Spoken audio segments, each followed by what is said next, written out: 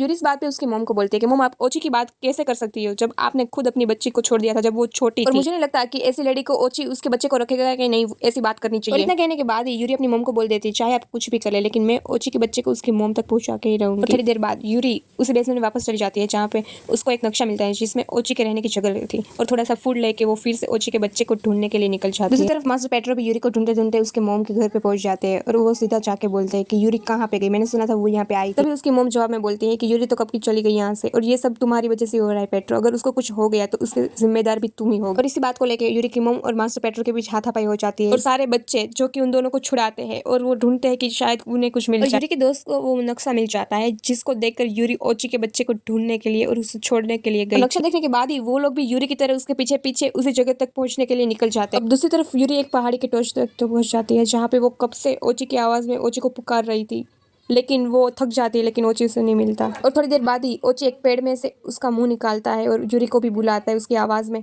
और Yuri finally बहुत खुश हो जाती है और उसको उतारने के लिए उसी पेड़ पे चढ़ जाती है। अब यूरी ओची को लेके एक जंगल में निकल जाती है जहाँ पे रात में होने से वो लोग वहीं पे ठहर जाते हैं और वो अपने साथ जो दूध लाई थी वो खुद भी पीती है और ओची के बच्चे को भी पिलाती है। और क्योंकि दोनों एक दूसरे की भाषा समझ सकते थे इसलिए वो दोनों एक दूसरे से बात करते हैं और वो ओची को बोलती है कि मैं तुम्हें कल सुबह छोड़। वो लोग वहीं पे कैंप में सो जाते हैं।